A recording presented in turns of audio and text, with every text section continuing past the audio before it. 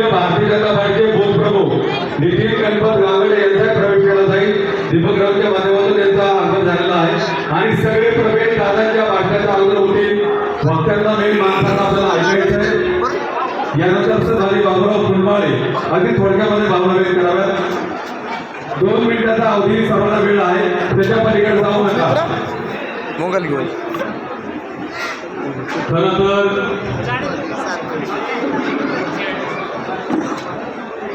ज्या महापुरुषाचं नाव ऐकल्याच्या नंतर आपल्या घराघरातल्या आईला असं वाटतं असा कोण आपल्या पोटी जन्माला यावा. असा जगातल्या सर्वोत्तम पुत्र म्हणजे छत्रपती शिवाजी महाराज. आज यांच्या राजपुत्राचं नाव ऐकल्याच्या नंतर तरुणांच्या नसा नसातलं रक्त खवळून उठतं. ज्या राजाने आपल्या जगण्यामधून दाखवून दिलं आम्ही चुकलंही मम्मीच्या वाटेला जात नाही, तर आमच्याच वाटेला जर कोणी गेला तर आम्ही सिंहाचे दात मोजायला सुद्धा घाबरत नाही. हे दाखवून देणारे धर्मवीर संभाजी राजे. रयतेला कंदर कोशिश पडली तर मंदर यज्ञ होतात. रयत राजा करता नसतो, राजा रयते करता असतो असं ठरवून सांगणारे आपल्या अधिकाऱ्यांना धोरणाच्या शावर आले. विजयीला मती गेली, मतीला गती गेली, गतीला युद्ध केलं, युद्धाला शिधा घातले आणि सारे अनर्थ एका विजयने केले. असे विजयचे महत्व जगासमोर मांडणारे महात्मा ज्योतिराव फुले आपले माणसं बरोबर सांगून गेले मला दिवस.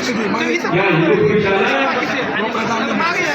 शिवाजी महाराजांचा इतिहास या महाराष्ट्रात नव्हे, भारतामध्ये नव्हे, रशियापर्यंत जाऊन सांगितला. ते लोकशाही भाऊ साठे, स्त्री शिक्षणाच्या देवता सावित्रीबाई फुले, संख्याच्या धीर बिरसा मुंडा, एकलव्य या सर्व महापुरुषांना तुमच्या टाळ्यांच्या गजरामध्ये त्रिवार असं वंदन करतो. माझ्या समोर बसलेल्या माझ्या बहुजन बांधवांनी भगिनींनो, मी एक गरीब कुटुंबातला कार्यकर्ता, पालक राहणाऱ्या तिरमली समाजातला कार्यकर्ता तुमच्या समोर बोलतोय. आम्हाला राजकीय भाषा काय हे माहीत नव्हतं. आमच्या भटक्या हिंदुत्वापर्यंत कुणी पोहोचलं नव्हतं. आमच्या आदिवासींच्या पाड्यावरती कुणी पोहोचलं नव्हतं.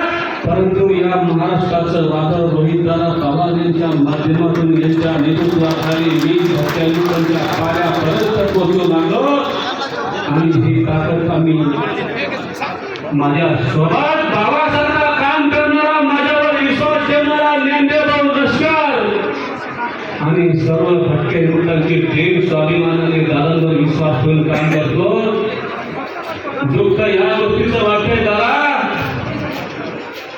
तुमच्यामुळं आम्ही घरा झोपडीपर्यंत पानापर्यंत पोहोचलोय.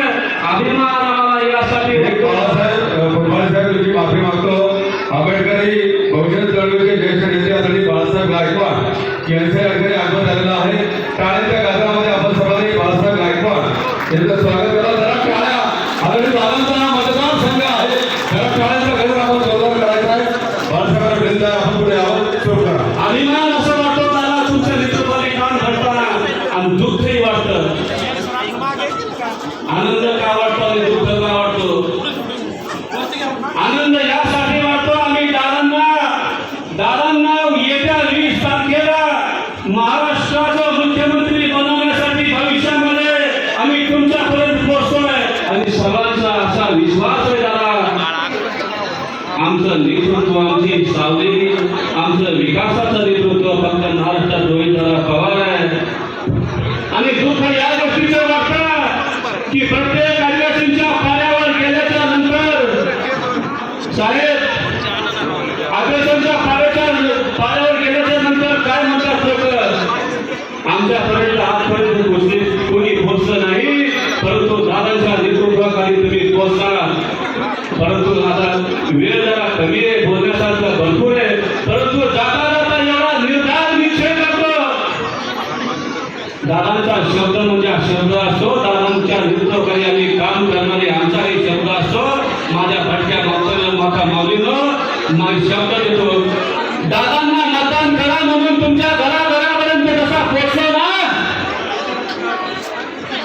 येत्या 20 तारखेला दादांना मतदान करा म्हणून तुमच्या घरापर्यंत पोहोचलो ना. मतदान झाल्याच्या नंतर कसं तुमच्या घरापर्यंत पोहोचलो, 15 दिवसाच्या नंतर तुमचे काय प्रश्न आहेत हे जाणण्यासाठी तुमच्या घरातच येणार.